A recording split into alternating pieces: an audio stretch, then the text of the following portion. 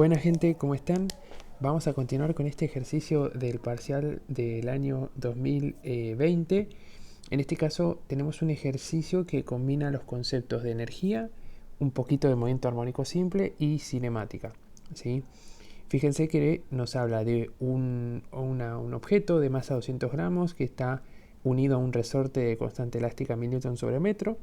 Nos dicen que se comprime 15 centímetros el resorte, ¿sí? Y luego dispara esta partícula, y que en el tramo horizontal, antes de llegar al plano inclinado, la superficie es lisa, pero en el plano inclinado hay un roce, que no sería ya despreciable. Y nos preguntan que a qué distancia, ¿sí? Una vez que el bloque subió por el plano inclinado, qué distancia recorre luego de haber llegado a la, como va a describir un movimiento parabólico, vamos a ver que vamos a tener que calcular la distancia horizontal que recorre y cuál es esa distancia efectivamente. Entonces, como siempre, nos anotamos los datos primero, la constante del resorte, lo que se comprime el resorte, la masa de la partícula y el coeficiente cinético de roce. Bien, empecemos por hacer un pequeño esquema de la situación. Fíjense que en este esquema vamos a representar al punto, lo que sería el punto A, como al punto en el que el bloque está completamente comprimido, ¿sí? El punto B, que es cuando está por comenzar el plano inclinado, el punto C, que es la parte superior del plano inclinado, y bueno, el punto D, que sería como el lugar donde el objeto cae efectivamente. Entonces, empezamos trabajando con el tramo de A a B. Fíjense que del tramo de A a B, el ejercicio nos recordaba que tenemos una pista lisa. Recordemos que eso lo que nos está diciendo es que no va a haber roce entre el bloque y esa superficie. Por lo tanto, fíjense que el trabajo de la fuerza el trabajo de la fuerza de roce en ese tramo va a ser 0, ¿sí? Por otro lado, tenemos que ver qué pasa con la normal. Fíjense, la normal es perpendicular al desplazamiento. Fíjense, la normal va a apuntar en dirección, perpendicular a la superficie de apoyo, y el delta R sería el desplazamiento. Fíjense que el desplazamiento para el bloque es hacia la derecha. Es decir, la normal y el vector de desplazamiento van a ser perpendiculares. Por lo tanto, el trabajo de la normal también va a ser 0. Por lo tanto, el trabajo de las fuerzas no conservativas va a ser igual a 0 justamente.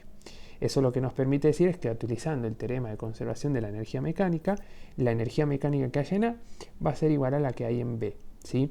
Fíjense que acá no podemos extender nuestra conservación de la energía mecánica a el punto C, porque fíjense que entre B y C vamos a tener roce, y este roce sí ya va a haber que tenerlo en cuenta a la hora de plantear la conservación de la energía, cosa que no va a ocurrir. ¿Está bien? Entonces, veamos. La energía mecánica en A. Fíjense, la energía mecánica en A es particularmente toda energía potencial elástica, ¿sí? Un medio de K por lo que se comprime el resorte al cuadrado, ¿sí? Y la energía mecánica en B es toda energía cinética, ¿sí? Fíjense que estamos situando nuestro cero de energía potencial al ras de la base del plano, al ras de la base del plano inclinado. ¿Está bien? Entonces, todo lo que era energía potencial elástica, debida a la compresión del resorte, se va a transformar en energía cinética, energía cinética en el punto, que sería el punto B, que es cuando el bloque está por subir por el plano inclinado, ¿sí? Fíjense que de ahí podemos despejar la velocidad que va a haber en el punto B, ¿sí? Simplemente pasamos la masa m dividiendo, y después pasamos la potencia cuadrada como raíz, y nos queda que el valor absoluto de la velocidad en B es raíz cuadrada de k sobre m por delta x cuadrado, ¿sí?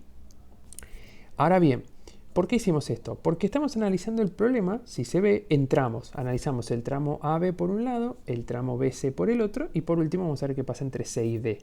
En el tramo AB acabamos de ver que se conserva la energía mecánica, debido a que el trabajo de las fuerzas no conservativas es 0 en este tramo, y con eso podemos sacar la velocidad con la que el bloque está por subir por el plano inclinado. Ahora bien, cuando pasamos a trabajar con el tramo BC, fíjense que ya ahora el trabajo de las fuerzas no conservativas ya no es 0. Eso se debe a que justamente el trabajo de la fuerza de roce es el que ya no es cero, ¿sí? Entonces, uno dice, bueno, si cuando se conservaba la energía, el trabajo de las fuerzas no conservativas era cero, justamente el hecho de que el trabajo de las fuerzas no conservativas sea cero es lo que nos permite ver que la energía mecánica es constante. Entonces, cualquier cambio de la energía mecánica entre dos puntos particulares se debe a el trabajo de alguna fuerza no conservativa. ¿Está bien? Eso es lo que estamos queriendo simbolizar con esta relación. Fíjense, el trabajo de las fuerzas no conservativas es igual a la variación de energía mecánica entre B y C. Entonces, vamos a calcular el trabajo de la fuerza no conservativa, que en este caso es el trabajo de la fuerza de roce, por un lado, y después calculamos las energías mecánicas, como hicimos acá, por el otro lado. Fíjense que la energía mecánica en C es un poco de energía potencial y un poco de energía cinética, ¿sí? Fíjense que acá en C ya el hecho de que nuestro objeto esté elevado a una cierta altura respecto de nuestro nivel de referencia cero para energía potencial, ¿sí? Nos va a otorgar una cierta energía potencial para el bloque cuando esté en el punto C. Y a su vez el bloque va a tener una cierta velocidad, por lo tanto también tenemos energía cinética. Ahora bien, si ustedes lo analizan con cuidado, fíjense que en lo que sería la energía mecánica en B ya la habíamos calculado. Era toda energía cinética, donde la velocidad en B al cuadrado ya la tenemos, ¿sí? O sea, la energía mecánica en B sería un dato conocido, ¿sí? Entonces, con eso lo que hacemos es decir, bueno, entonces tenemos nuestra energía mecánica en C, donde nuestras incógnitas, acá ¿quién sería? Sería básicamente la velocidad en C, ¿sí? Nuestra única incógnita, es decir, la velocidad con la que el bloque llega a la parte superior del plano inclinado. Fíjense que la velocidad en C, ¿sí? La velocidad que saquemos de C, no va a ser la misma que se obtendría si la energía mecánica se hubiese conservado, justamente porque el trabajo de las fuerzas no conservativas lo que está haciendo ahí, ¿sí? Es mostrarnos de que esa energía extraída de nuestro sistema, ¿sí? se otorga como energía interna al plano inclinado, ¿sí? Puede ser en forma de, puede ser que sea que caliente el plano inclinado, ¿sí? que esa energía sea calor, pero bueno, ese ya es otro tema. Lo importante es que la energía disipada debido al trabajo de la fuerza no conservativa, en este caso el trabajo de la fuerza de roce, ¿sí? va a transferir esa energía en forma de energía interna hacia el plano inclinado, ¿sí? Entonces, calculemos el trabajo de la fuerza no conservativa. Fíjense, el trabajo de, de las fuerzas no conservativas en este caso es el trabajo de la fuerza de roce cinético, ¿sí? Y como la fuerza de roce cinética es constante, vale el mu cinético por la normal, está bien. Fíjense que el trabajo lo vamos a poder calcular como el módulo de la fuerza por el módulo del desplazamiento por el coseno del ángulo que hay entre el vector de desplazamiento y la fuerza de roce cinética, ¿sí? Fíjense que en este caso el desplazamiento de nuestro bloque es hacia arriba del plano inclinado, es ascendiente en el plano inclinado, mientras que la fuerza de roce apunta en la misma dirección pero en distinto sentido, en el sentido descendiente del plano inclinado. Entonces, fíjense que estos dos vectores son antiparalelos. Por lo tanto, el ángulo que habría entre ellos es de 180. Por eso es que acá pusimos el coseno de 180. Está bien, que justamente da menos 1. Entonces, ¿qué nos estaría quedando? Nos estaría quedando menos el mu cinético por la normal por el desplazamiento, ¿no? ¿Por qué pusimos ahí mu cinético por normal? Bueno, porque justamente ese sería el valor de la fuerza de roce cinética. Está bien, mu cinético por la normal. Pero claro, la normal no la tenemos. Por eso hicimos este pequeño análisis para sacar el valor de la normal, ¿sí? Fíjense que hicimos un diagrama de cuerpo libre en el que graficamos las fuerzas que actúan sobre nuestro bloque a medida que asciende por el plano inclinado y tenemos la fuerza de roce cinética apuntando en sentido descendiente del plano inclinado, la componente x' del peso también y la normal perpendicular hacia arriba del plano inclinado y la componente y' del peso hacia en la dirección perpendicular, en sentido hacia abajo. ¿Está bien? Fíjense que la fuerza de roce cinética apunta, ¿sí? O sea, está apuntando hacia abajo justamente porque la fuerza de roce, recuerdan que se opone al movimiento del objeto, o sea, se opone al movimiento o se opone al movimiento inminente al movimiento inminente respecto de la superficie de apoyo. Es decir, si el objeto ya se está moviendo, la fuerza de roce se va a apuntar en el sentido contrario a ese movimiento, ¿sí? Pero si el objeto está en reposo y nosotros necesitamos saber, por ejemplo, en qué dirección apunta la fuerza de roce estática, tenemos que analizar cuál sería el movimiento inminente de ese objeto respecto a la superficie de apoyo. Bien, en este caso es más claro porque el objeto ya está subiendo por el plano inclinado. Por eso es que la fuerza de roce cinético apuntaría hacia abajo, ¿sí? O sea, en la dirección descendiente del plano inclinado. Entonces, de ahí podemos plantear que aplicamos la segunda ley de Newton, nos quedaría la sumatoria de fuerzas. Va a ser, en este caso vamos a trabajar solamente en la componente, lo que sería la componente perpendicular al plano inclinado, ¿sí? Si tomamos positivo para arriba, fíjense que nos queda sumatoria de fuerzas igual a 0 si trabajamos en la componente Y', en la componente perpendicular al plano inclinado. Entonces ahí nos quedaría la normal menos el peso en Y. Está bien, eso sería igual a 0. O sea que la normal es igual a la componente Y' del peso. Es decir, mg por coseno de tita, ¿sí? Entonces, fíjense que este lo marqué con un asterisco. ¿Por qué? Porque lo vamos a estar utilizando ahora, ¿sí? Para reemplazar lo que sería la normal en el trabajo de la fuerza de roce cinética, ¿sí? Entonces, ¿qué nos estaría quedando? Nos quedaría menos el mu cinético por m por g por el coseno de tita, ¿sí? Por el delta x'. Pero claro, uno dice muy bien con la fuerza de roce cinética, muy bien con el coseno y todo eso, pero ese delta x', ¿de dónde sale? O sea, porque nosotros no tenemos eso. ¿Qué sería el delta x'? El delta x' sería la distancia recorrida durante la ascensión del bloque por el plano inclinado. Fíjense que esto sería lo que es delta x', cosa que nosotros no tenemos. Lo que nosotros tenemos es la altura del plano inclinado, ¿sí? Y el ángulo del plano inclinado. Pero fíjense que con un poquito de trigonometría, si tomamos el seno de 45 nos queda opuesto sobre hipotenusa. ¿Está bien? Es decir, nos queda h sobre delta x'. Entonces, ¿qué hacemos? Como nosotros necesitamos sacar cuánto vale delta x', este lo pasamos multiplicando para allá, y el seno de 45 lo pasamos dividiendo, quedándonos que delta x' sería h sobre el seno de 45, ¿sí? Por lo tanto, ya tendríamos el valor de delta x'. Es decir, que el trabajo de la fuerza de roce cinética ya sería un valor conocido. Entonces, vamos a resumir todo. Vamos a calcular lo que buscábamos. Se supone que el trabajo de las fuerzas no conservativas tenía que ser igual al delta de energía mecánica. Entonces, fíjense que acá lo que vamos a tener por este lado sería básicamente el trabajo de la fuerza de roce cinética, ¿sí? El trabajo de la fuerza de roce cinética, ¿sí? Cinética. Y del otro lado tenemos la diferencia de energías mecánicas. Fíjense, esto que está acá es la energía mecánica que hay en C menos la energía mecánica que hay en B. Está bien, fíjense que podemos simplificar las masas, ¿sí? Podemos simplificar las masas y nos sacamos de encima ese valor. Entonces, ¿qué hacemos? ¿Qué buscábamos de esto? Nosotros queríamos saber cuál era la velocidad en C. ¿Por qué?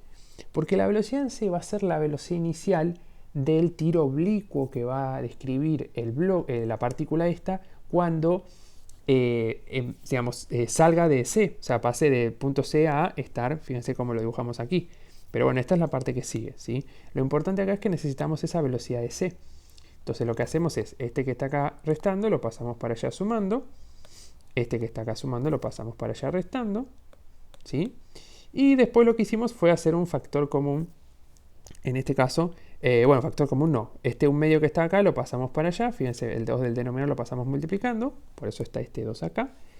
Y bueno, lo último que hacemos es pasar la potencia cuadrada como raíz. Y llegamos a esto que tenemos ahora mismo acá, ¿sí?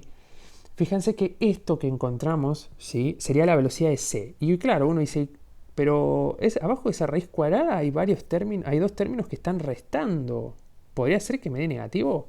Bueno, no debería darles negativo, ¿sí? Prueben que nosotros reemplazando el mu cinético, el tita, el delta x' y el h y la velocidad en B que nos provee el ejercicio, esta velocidad les va a quedar, lo que va a quedar abajo de la raíz cuadrada va a ser positivo, ¿sí? No va a haber ningún problema de que quede algún número negativo bajo la raíz, ¿sí? Bien, entonces, volvamos al ejercicio. Esa era el tramo BC. Ahora vamos a analizar la última parte, que era el tramo CD. El tramo CD lo vamos a analizar con cinemática. ¿Pero por qué? Porque el movimiento que describe el objeto es un tiro oblicuo o tiro parabólico, ¿sí? Es decir, es un movimiento que nosotros describimos muy bien a través de la cinemática. ¿Está bien? Entonces aprovechemos esa buena descripción que conocemos de la cinemática para analizar cuál es esa distancia D que describe el objeto desde que sale. Recuerden que acá, por acá estaría el punto C, ¿está bien? Y por acá estaría el punto D, ¿sí? Entonces fíjense que la velocidad inicial de el módulo de la velocidad inicial del tiro oblicuo es igual a la velocidad en C, por eso la necesitábamos. Y ya la tenemos, ¿está bien? Ahora fíjense que, claro, el vector velocidad inicial, ¿sí?, tiene un ángulo θ respecto a la horizontal, pero fíjense que ese ángulo se debe a que es el ángulo que se produce con el plano inclinado, ¿sí? Fíjense que esto es porque el ángulo que tenía el plano inclinado es el mismo que tiene el vector B0, ¿sí? O sea, es el mismo ángulo que forma el vector B0 con la horizontal. ¿Está bien? Entonces, teniendo todo eso claro, ¿qué necesitamos? Primero necesitamos encontrar cuánto vale el tiempo de caída, es decir, el tiempo en el que el objeto le toma al tiempo que la partícula está en el aire hasta que llega de vuelta al suelo.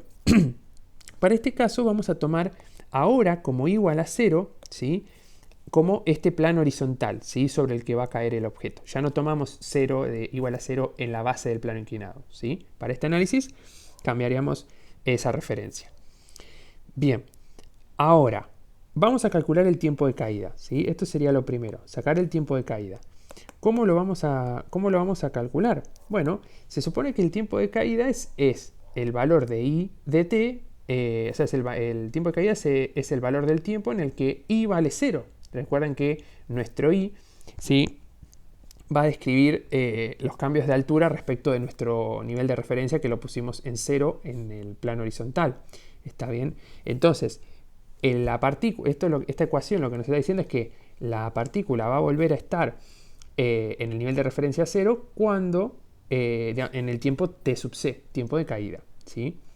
Entonces, fíjense que el I de t nos quedaría como la altura inicial, que es 0, porque recuerden que estamos partiendo, ¿sí?, desde nuestro nivel de referencia 0, y después nos queda la velocidad inicial componente I por el tiempo de caída. Fíjense que la componente I del vector velocidad inicial sería V0 por el seno de θ, ¿está bien?, por el tiempo de caída menos un medio de g por el tiempo de caída al cuadrado. Fíjense que acá está como tachado, como si estuvieran simplificados estos dos. ¿Pero esto a qué se debe? Esto se debe a que el tiempo de caída tiene que ser distinto de 0. Porque fíjense que una solución matemática de esta ecuación sería que el tiempo de caída valga 0.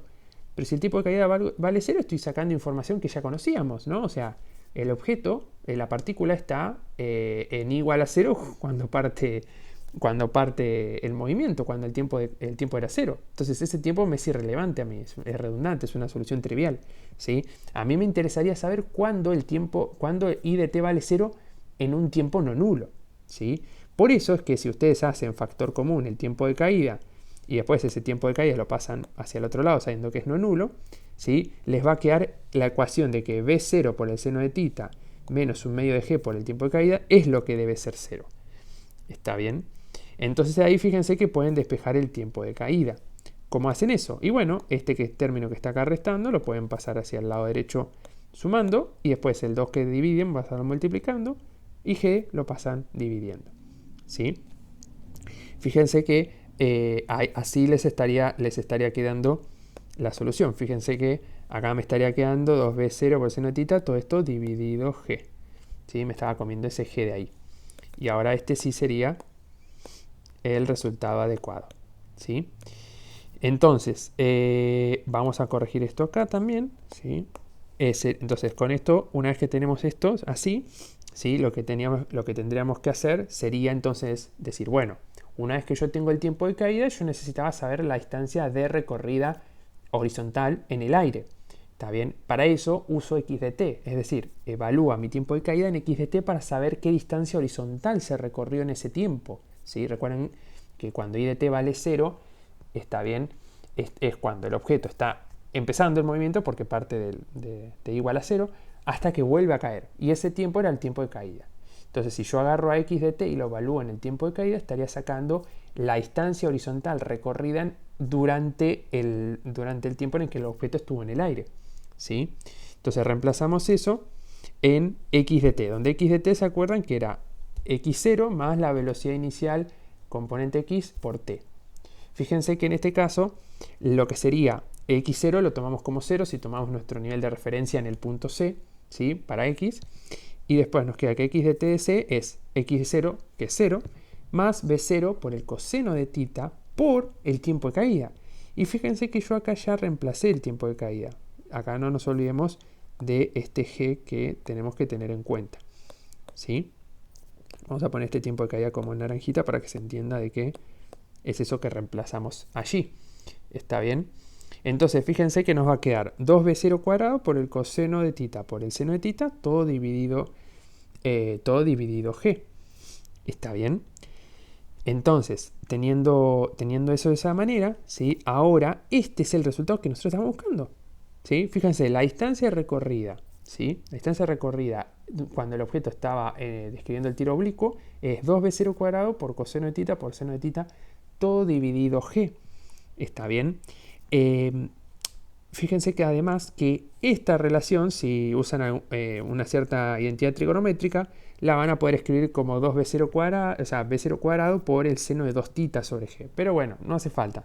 Lo importante es que esta distancia ya es conocida porque está a partir de todos los datos del ejercicio. Tita lo tenemos, g lo tenemos, b0, recuerden que en valor absoluto es igual a bc, que la sacamos de la parte anterior del ejercicio, ¿sí? Y fíjense que con esto acabamos de resolver todo el ejercicio, ¿sí? Porque nos pedía que calculáramos, fíjense, calculábamos a qué distancia del fin del plano inclinado cae la partícula sobre el segundo tramo horizontal. O sea, ¿cuál es la distancia? Como teníamos acá en nuestro dibujo, ¿cuál sería la distancia de acá hasta acá? ¿Sí? Esa distancia misma nos pide, ¿sí? Porque nos pide la distancia del fin del plano inclinado hasta donde cae el objeto, ¿sí? ¿Dónde lo teníamos? Acá. O sea, fíjense que acá lo tenemos marcado, esa distancia, ¿sí? ¿Qué es esto que encontramos acá? Así que bueno, gente, con esto terminamos este ejercicio, ¿sí? Yo sé que próximamente se viene el parcial este viernes, así que nada, les deseo muchos éxitos y no se preocupen si algún ejercicio no les sale, ¿sí? Lo importante es que ustedes puedan leer todo el examen y comiencen haciendo el ejercicio que ustedes más la vuelta le puedan encontrar, ¿sí? Y no se preocupen que todos estos contenidos de física son pesados de digerir al principio, pero con la práctica y la paciencia van saliendo. Así que no se estresen, de a poco que ya van a salir, ¿sí? Lo importante es la práctica y la perseverancia. Así que bueno, nos vemos en la próxima, gente.